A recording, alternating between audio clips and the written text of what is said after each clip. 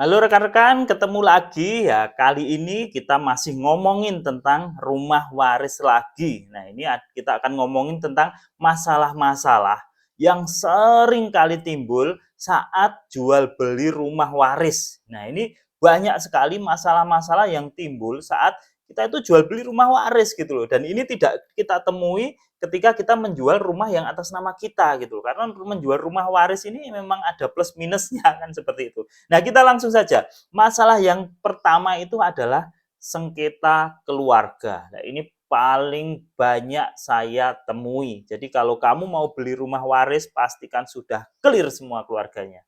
Karena rumah waris itu ya harus setuju semuanya gitu. Misalnya ada empat anak ahli waris gitu. Tiga setuju, satu nggak setuju, nggak bisa dijual rumahmu ya. Jadi semuanya harus setuju ya. Itu paling banyak adalah sengketa. Kadang pas yang jual kakaknya misalnya. Oh ini sudah setuju semua kok. Yang tiga, yang satu ini memang anaknya bandel, jadi nggak usah kita rundingkan. Yang penting tiganya setuju. Nggak bisa seperti itu karena ini bukan voting ya. Ini jual beli rumah waris harus setuju semua para ahli warisnya. Ya, itu ingat ya. Ingat, kalau kamu mau beli ataupun kamu mau menjual rumah waris, harus setuju semua para ahli warisnya. Nggak bisa, salah satu nggak setuju itu nggak bisa. Oke, itu clear ya. Jadi masalah paling sering terjadi itu adalah sengketa keluarga. Ada yang nggak setuju.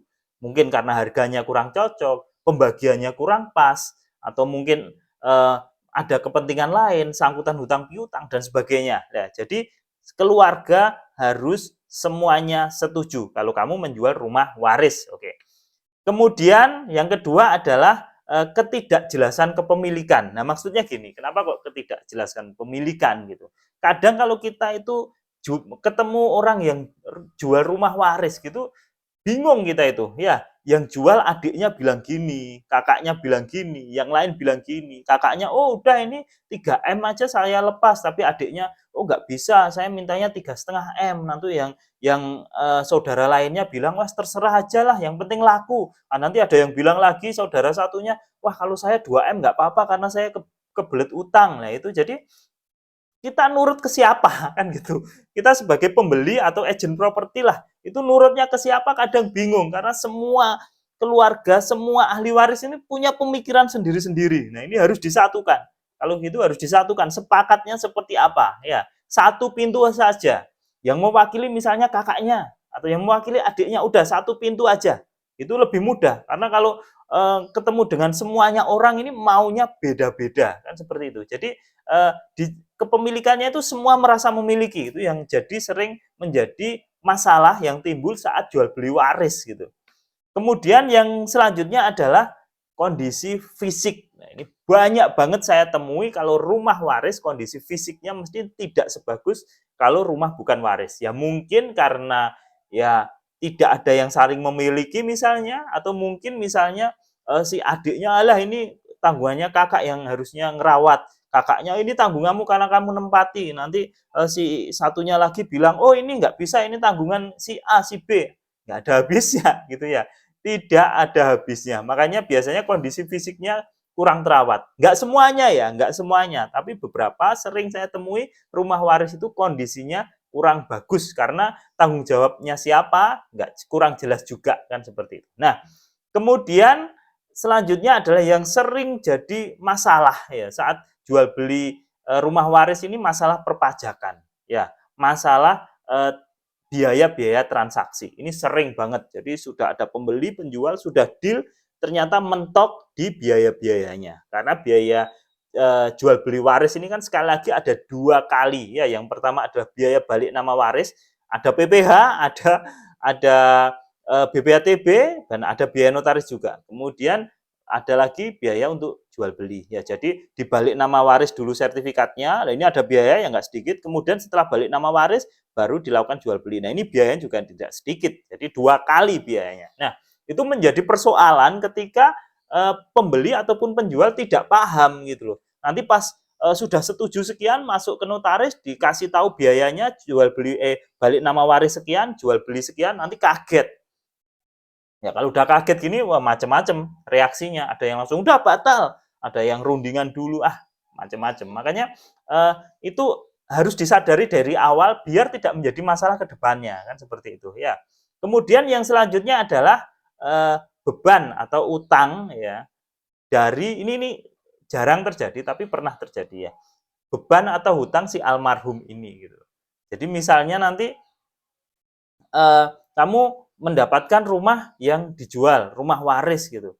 Nah, nanti itu biasanya si anak-anaknya ini ya itu akan berundingnya masalah, oh bapakku masih punya utang lah, nanti bagiannya seperti apa? Itu mereka biasanya masih ribut sendiri ya. Kalau bapaknya masih punya utang ini, ya mereka anggota keluarga ini ribut sendiri sehingga pembagiannya nggak jelas sehingga ada salah satu yang nggak setuju, yang nggak jadi transaksi jual beli kan gitu. Nah itu ribetnya kita membeli rumah waris atau menjual rumah waris di situ. Ada beberapa hal tadi itulah. Tapi apakah hal-hal itu tidak bisa ditanggulangin? Ya bisa saja, ya bisa saja. Kalau semua anggota keluarga sepakat, ya semuanya sepakat, ya udah sepakat gitu. Terus kemudian semuanya juga tahu bahwa nanti biaya-biayanya akan membengkak seperti balik nama waris ataupun biaya transaksi nanti akan lebih besar daripada jual beli rumah non waris, kemudian kondisi fisiknya dirawat ya nggak jadi masalah gitu loh. Ini tadi kan hal-hal yang paling sering terjadi. Ya, masalah-masalah yang paling terjadi saat orang memutuskan untuk menjual rumah warisnya. Dan kamu misalnya kamu sebagai pembeli juga bisa ancer-ancer, bisa berangan-angan, oh ini toh masalahnya. Jadi kamu bisa bersikap, oh kalau jual beli sama saya harus seperti ini. Nah, misalnya seperti itu ya. Jadi itu ya. Jadi itu masalah-masalah yang sering kali timbul saat terjadi jual beli rumah waris ya.